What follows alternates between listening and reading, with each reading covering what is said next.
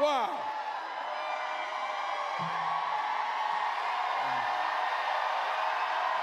Thank you.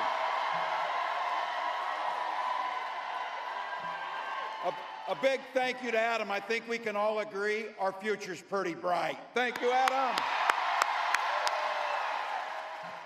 And hello, Michigan. You know, we Minnesotans, you probably know in this, we're a stoic people of few words. But holy hell, can you throw a party here in Michigan? So, man. Wow. I want to take a moment to acknowledge a few friends, folks that I've gotten to know, and let's be very clear. This is someone who I consider my dearest friend, and someone who taught all the other governors how to fix the damn roads, Governor Whitmer.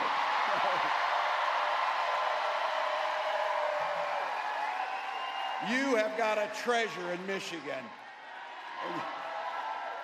And I'll tell you what, we share a lot between us in the upper Midwest. We share. Oh, we need some water. We have somebody down. We need some water. Medic. We need a medic right here. You got somebody here? Got him? All right, we got a medic on the way. Thank you for caring for your neighbors. Thank you for showing what Michigan does. Look, we share a lot of things. That's one of them. We're neighbors and we're not weird, that's for sure. But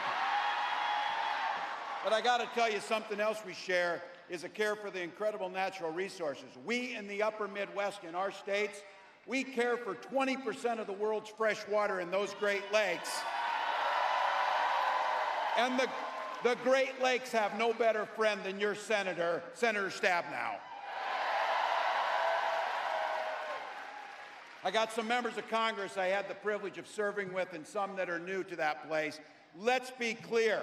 We got to put gavels in the hands of these Democratic representatives so that we can get some work done. My friend Dan Kildee, Debbie Dingell, Haley Stevens, Alyssa Slotkin, Hillary Scholten, Representative Thander, I believe just won a primary here, Wayne County Executive Warren Evans, and the chair of the Michigan Democratic Party, Lavora Barnes. Thank you. And I want to just take a moment. It's been a pretty interesting 24 hours for me, I'll have to be honest. And I don't know how I could explain to you walking into that arena in Philly or that field out in Wisconsin or right here to what I have been told is the largest rally of the campaign in here.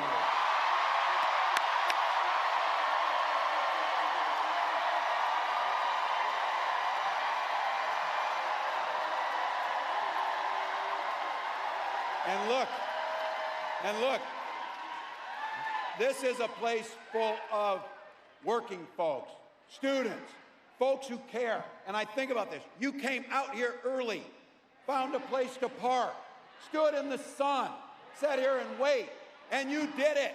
You did it for one simple and eloquent and beautiful reason. You love this country. You love this country.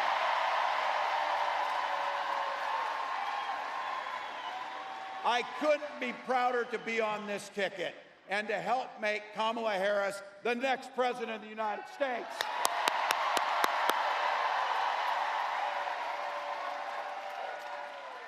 Every day of her life, Vice President Harris fights for the American people. She's taken on predators, fraudsters, and transnational gangs. You heard it. She stood up to powerful corporate interests, and she has never hesitated to reach across the aisle, try and find some common solutions. And she has done it, and this is what we know. All the things that make me mad about those other guys and all the things they do wrong, the one thing that I will not forgive them for is they try to steal the joy from this country. They try and steal the joy. But you know what? You know what? Our next president brings the joy. She emanates the joy.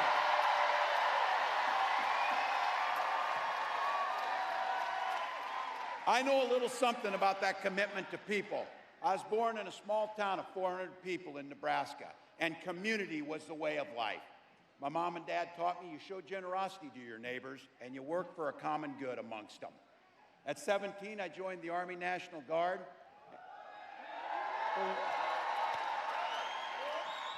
And for the next 24 years, it was a privilege to wear the uniform of this country.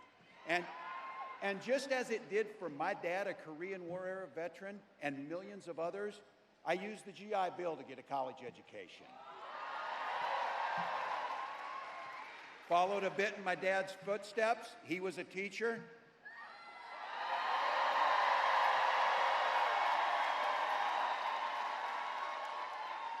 My brothers and sisters were teachers. And they married teachers. I had the privilege of teaching high school social studies. And I coached the football team. We did win a state championship. I tell you that because don't ever close the yearbook is my pro tip to you. My students were the ones who encouraged me to run for office. I never thought much about it. But they saw in me what I hope to instill in them, a commitment to the common good, a true belief that one person truly can make a difference in their world. I lived in a district where I didn't know this at the time. Only one other Democrat since 1892 had won that district. And on that election night, my neighbors graced me with the opportunity to go to the United States Congress and represent them.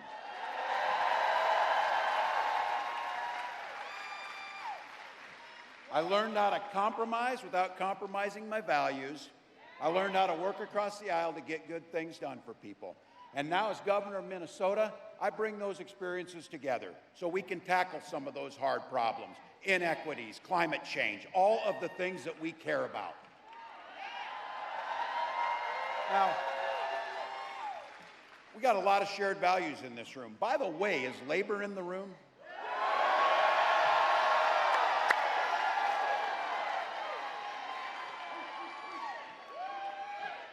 This might be my chance to use it. Yeah! Yeah!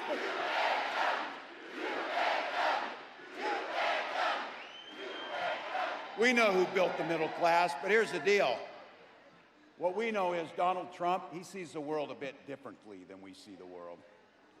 And I've been saying it, he doesn't know the first thing about service because he's way too busy serving himself. This is a big difference.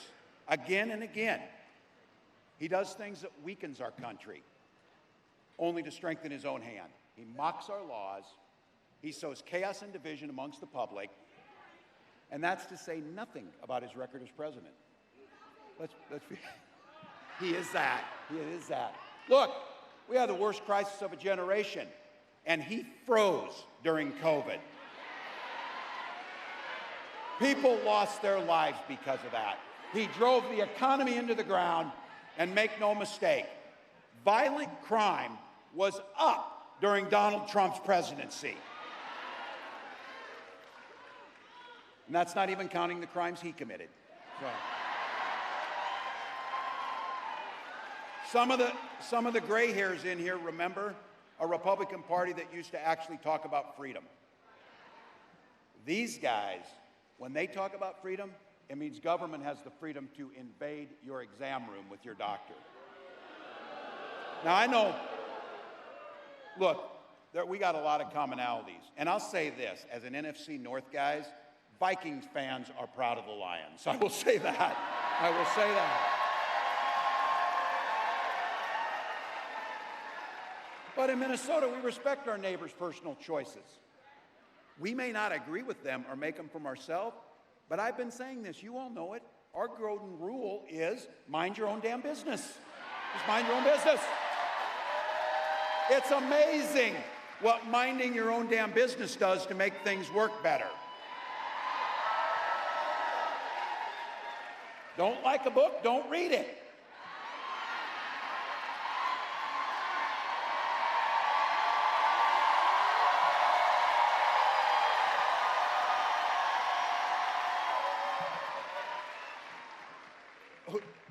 Is there anybody in America sitting around in a bar, a bunch of people talking and say, you know what we need in this country?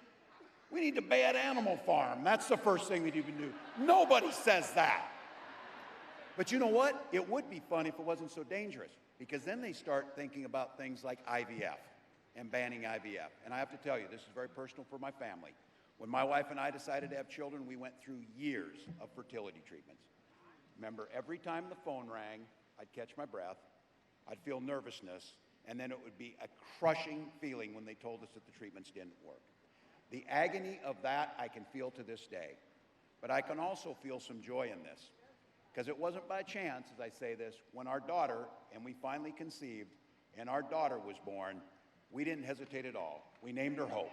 We named her Hope.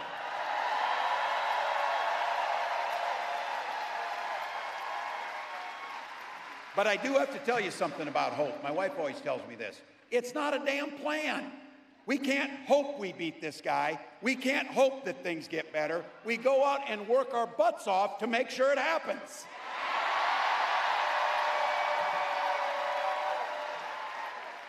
So when our next president walks out here and she talks about freedom, she means the freedom to make your own health care decisions.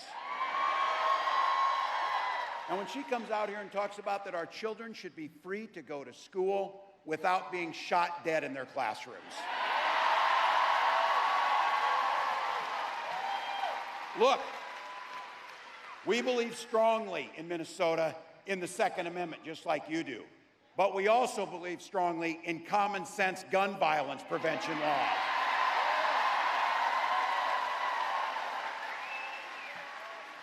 Freedom's when education's a ticket to the middle class, not crushing student loan debt. And it's a place where we know freedom means we settle our political differences not through violence, but with our votes.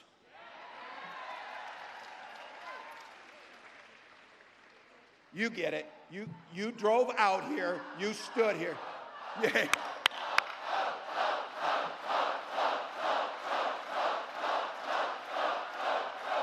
Please. Look, and let's all decide right now on this, whatever. We know it's going to be a hard race. We know it's going to be close.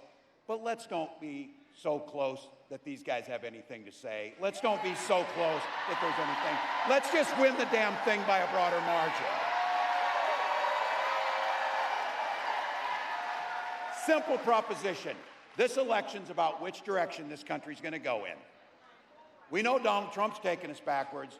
And don't believe the act. He's playing dumb. He knows exactly what Project 2025 is going to do to our personal liberties. Destroy unions, rig the economy for the ultra-wealthy. We know that when he goes back, he's picking up and doing the same things he did when he was there the last time. Except, you all know this, it will be much, much worse when he comes back. Raising costs for all of you, repealing the Affordable Care Act. He doesn't care. Gutting Social Security, and be very clear. They can say whatever they want. They are banning abortion across this country, no questions asked. No questions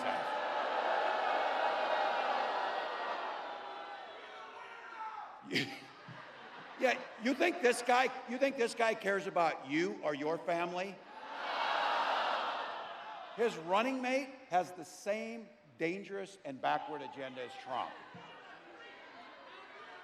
Well, heck, you all know it. Every regular person in the heartland went to Yale, had Silicon Valley billionaires fund his career, and then he writes a book trashing the very community that raised him. That whole thing is, I wasn't calling anybody names. I was just making an observation about them. We can see it. And here's my thing. There's a lot of things going to happen, by the way. We got about 91 days, and I keep telling people this, 91 days. My God, you can do anything for 91 days. 90. Christ, I haven't slept in 24 hours. You know why? We'll sleep when we're dead. We'll sleep when we're dead. Get it done.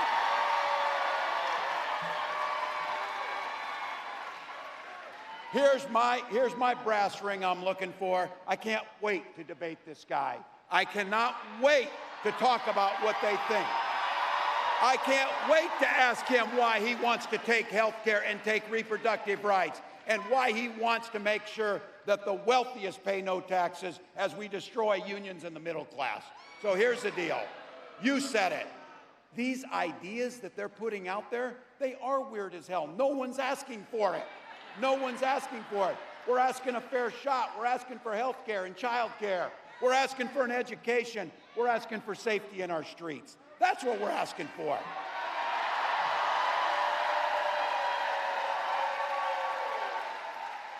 And we're going to get it because that's what this campaign's about. It's about moving forward. Look, you know that Kamala Harris believes that you should be making the own choices in your life. She believes that every person should have an opportunity to enter the middle class. She believes in something so beautiful and simple with joy. She believes in the promise of this great nation.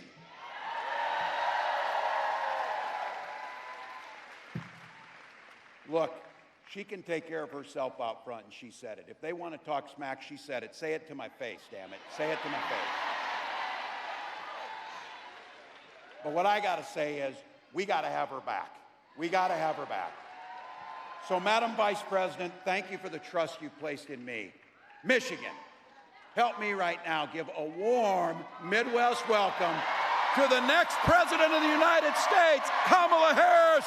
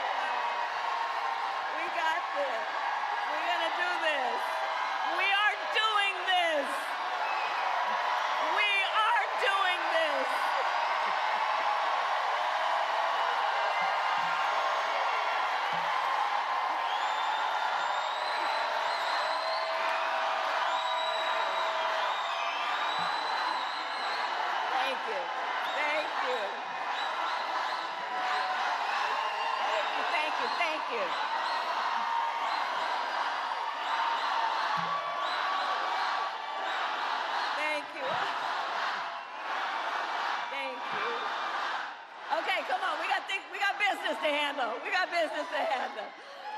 Good evening, everybody. Good evening, good evening, good evening.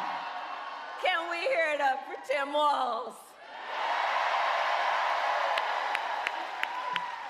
Isn't he amazing? He's going to be the most incredible vice president. All right, so it is good to be back and to be with so many incredible leaders. I love you. Governor Gretchen Whitmer, thank you for your friendship, your sisterhood, and your leadership, and we are going to do this together. Lieutenant Governor Garland Gilchrist, thank you so much.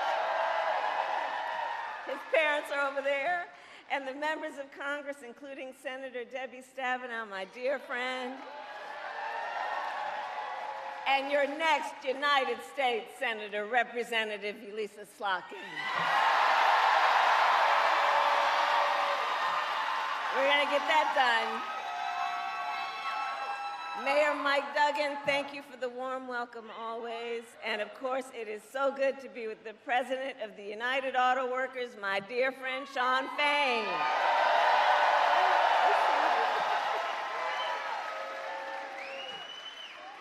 And last week, it was my honor, it feels like last year. Last week, it was my great honor to accept the endorsement of the United Auto Workers.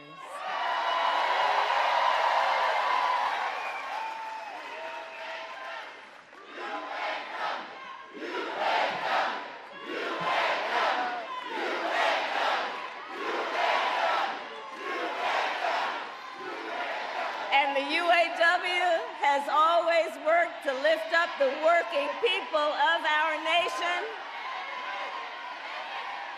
Do we need some help over there? We need a medic over there, please. There should be medics in each corner. We're good? Okay. All right. Look, let's all take care of each other and look out for each other, all right? That's who we are. We look out for each other.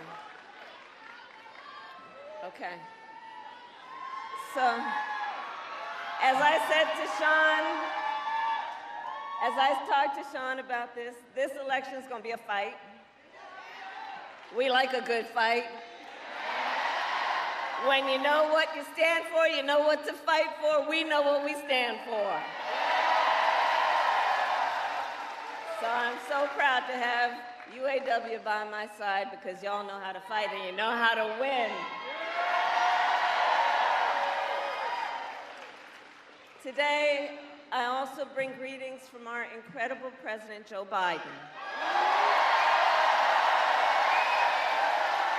That's right. Joe. That's right.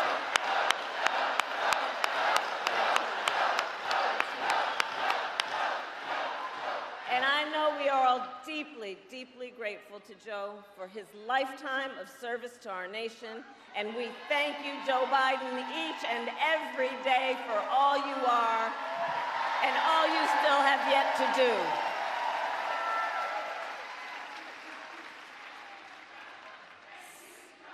Thank you, Joe. Thank you, Joe. Thank you, Joe. Thank you, Joe.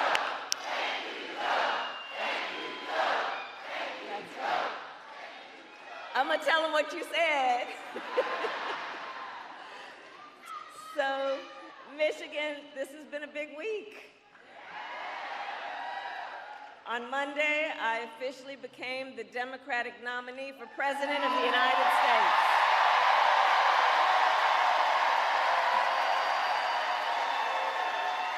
And yesterday, I announced my running mate in this campaign, Governor Tim Walz. And as you just heard, he has an incredible record as governor of the great state of Minnesota. And to those who know him best, some people are just getting to know him, but I'm going to tell you, you got to know him real quick because he's incredible. He's a serious, serious man. He has been a serious leader, and he loves our country. And you know, I've talked to some of the people who know him best, like his wife, Gwen. And to Gwen, Tim Walz, his husband. To his kids, Hope and Gus, he is dad. To his fellow veterans, he is Sergeant Major Walz. To the people of southern Minnesota for 12 years, he was a congressman. To his former high school students, he is Mr. Walz. And to his former high school football players, he was Coach. And in 90 days, the nation will know Coach Walz by the title Vice President of the United States. That's right. So it is so good to be back in Michigan. And listen, I am clear, the path to the White House runs right through this state. And with your help, we will win in November. We will win. And I know we are all clear about what we are up against. As many of you know, before I was elected vice president, before I was elected as a United States Senator, I was elected Attorney General, and before that, elected District Attorney, and before that, I was a courtroom prosecutor.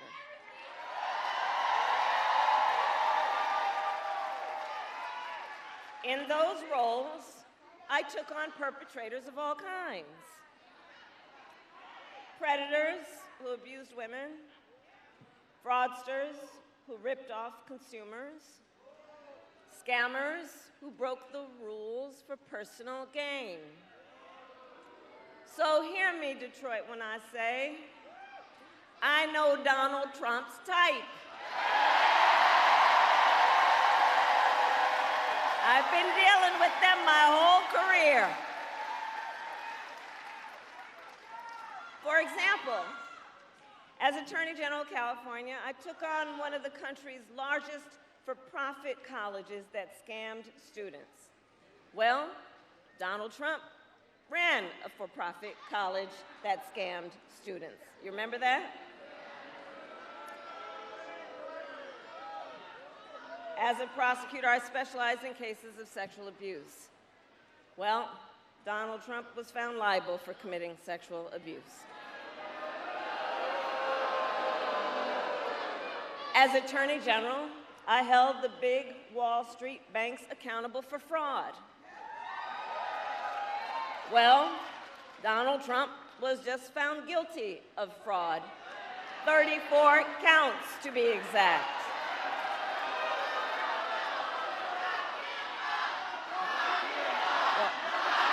Hold on. You know what? Here, hold on. Here's the thing. The courts are going to handle that. We're going to beat them in November. Okay? We'll beat them in November. We'll handle that. But all that to say, in this campaign, I proudly put my record against his any day of the week.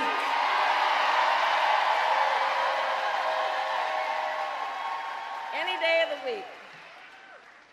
But make no mistake, our campaign, this campaign, is not just about us versus Donald Trump. It's bigger than that. It is about two very different visions for the future of our nation. One, ours, focused on the future, and the other, focused on the past. And Michigan, we here fight for the future. We fight for the future.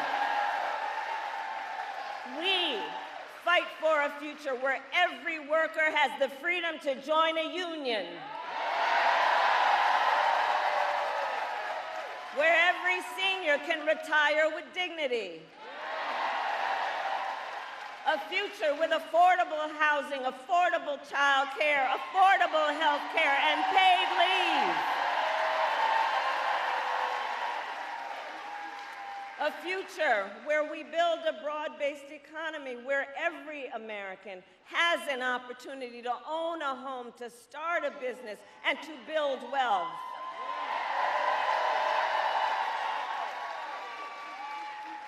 And understand, in this fight, we are joyful warriors. Because while fighting for a brighter future may take hard work, we all here know hard work is good work. Hard work is good work.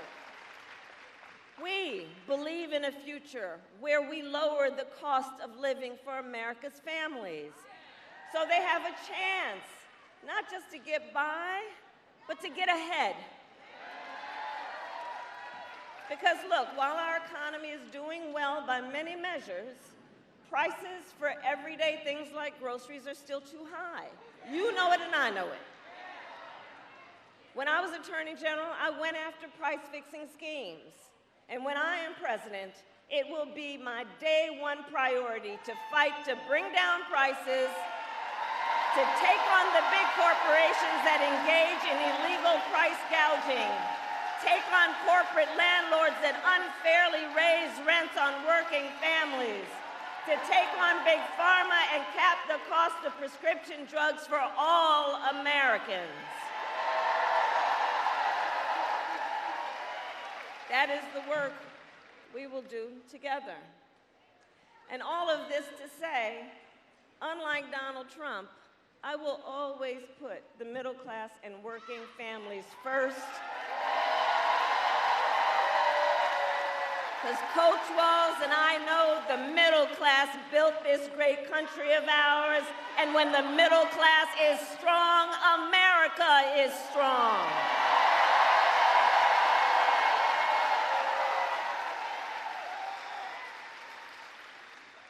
And look, as we move our nation forward, Donald Trump intends to take our nation backward.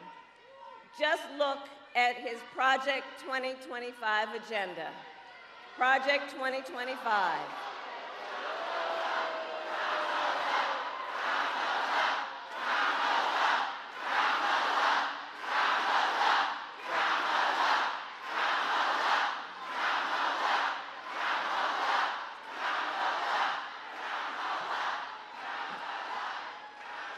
And please do check out Project 2025. Because I'm telling you, it is a plan. It is a plan to weaken America's middle class. Project 2025, if he is elected.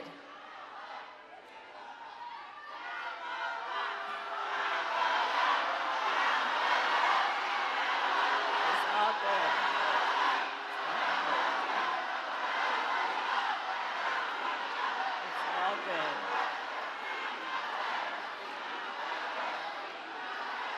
I'm here because we believe in democracy. Everyone's voice matters, but I am speaking now. I am speaking now.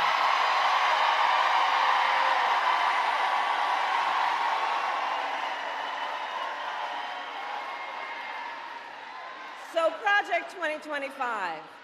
Look, if he is elected, Donald Trump intends to give tax breaks to billionaires and big corporations. He intends to cut Social Security and Medicare. He intends to surrender our fight against the climate crisis, and he intends to end the Affordable Care Act. You know what? If you want Donald Trump to win, then say that, otherwise I'm speaking.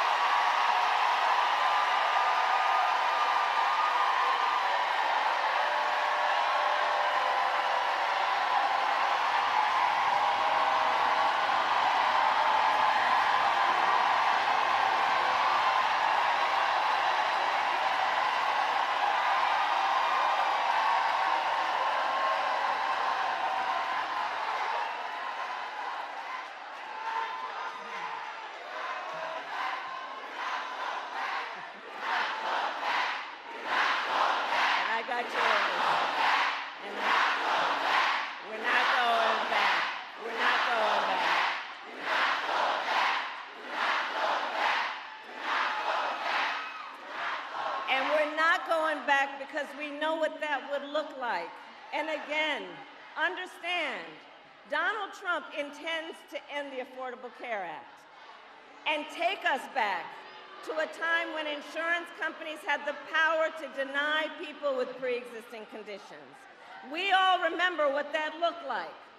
And we're not going back. We're not going back.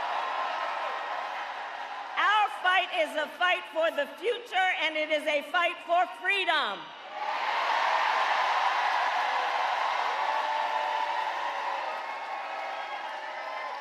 Across our nation, we are witnessing a full-on attack on hard-fought, hard-won fundamental freedoms and rights, and we will not stand for it.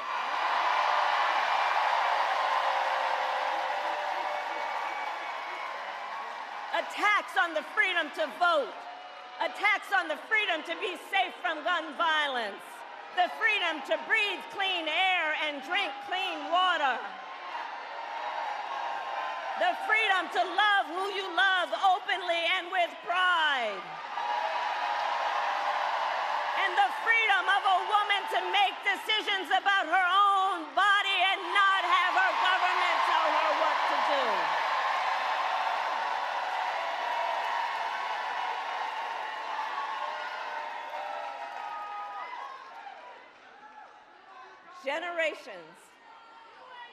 Generations of Americans before us led the fight for freedom. Now the baton is in our hands, each and every one of us. So we, who believe in the sacred freedom to vote, will finally pass the John Lewis Voting Rights Act and the Freedom to Vote Act.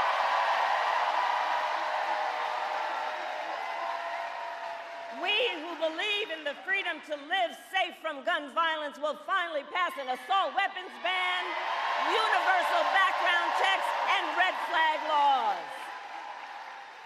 We who believe in the freedom to organize will pass the PRO Act and put an end to union busting once and for all. And we who believe in reproductive freedom will fight for a woman's right to choose. Remembering what Donald Trump did to pick 3 members of the United States Supreme Court with the intention that they would take away this freedom, and they did as he intended. We who are paying attention to the fact that now over 20 states in our country have a Trump abortion ban, many with no exceptions, even for rape and incest. And we all know if he wins, he would sign a national abortion ban to outlaw abortion in every state, and that would include the great state of Michigan. But we're not going back.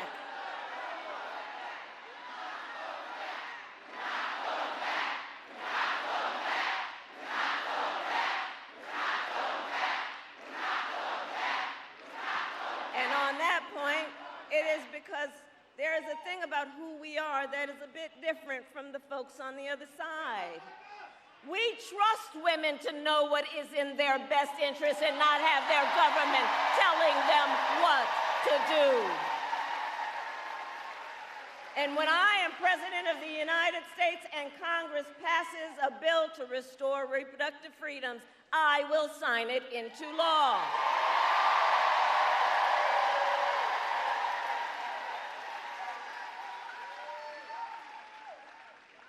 So Michigan, here's the thing. So much is on the line in this election.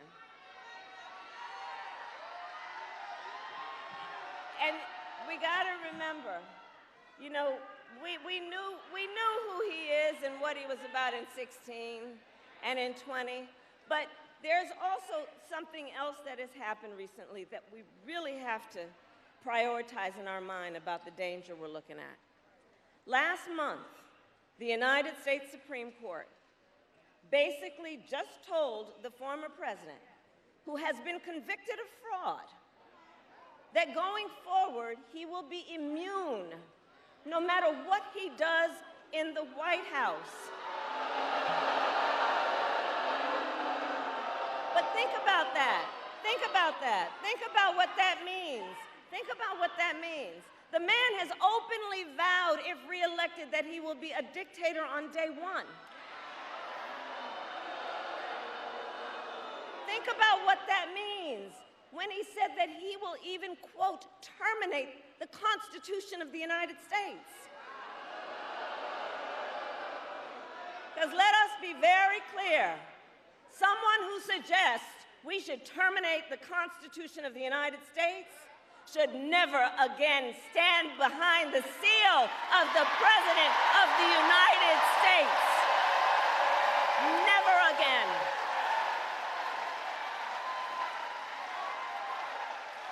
Vote. Vote. Vote.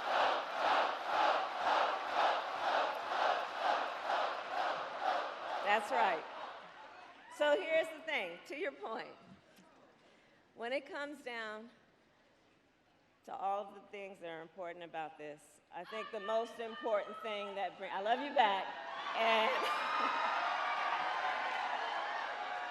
listen, one of the things that I know brings us all out today and always is we love our country. We love our country. We love our country. And I do believe it is the highest form of patriotism to fight for the ideals of our country. That is how we preserve the promise of America. After all, the promise of America, think about it, is what makes it possible for Tim Walz and me to be together on this stage today. Think about it. Think about that. 2 middle-class kids, one a daughter of Oakland, California, who was raised by a working mother. I had a summer job at McDonald's. The other, a son of the Nebraska plains who grew up working on a farm. Only in America is it possible for them together to make it all the way to the White House. Only in America. Only in America.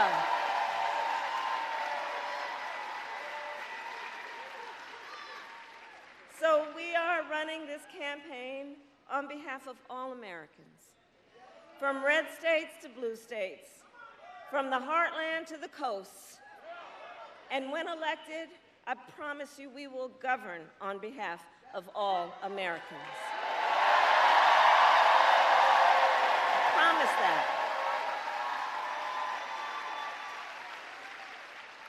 So I'll close with this. Michigan, ultimately, in this election, we each face a question.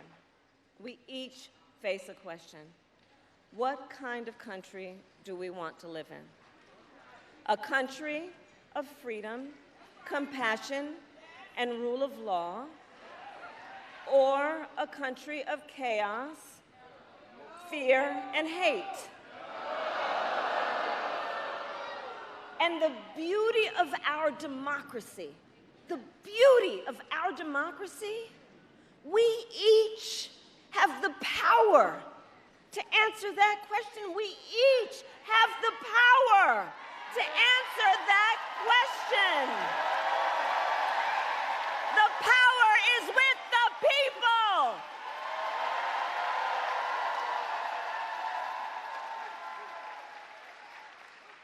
So in the next 90 days, we need you to use your power. We need you to knock on some doors. We need you to register folks to vote. We need you to organize and energize and mobilize and make your voices heard. So Michigan, I ask you, are you ready to make your voices heard? Do we believe in freedom?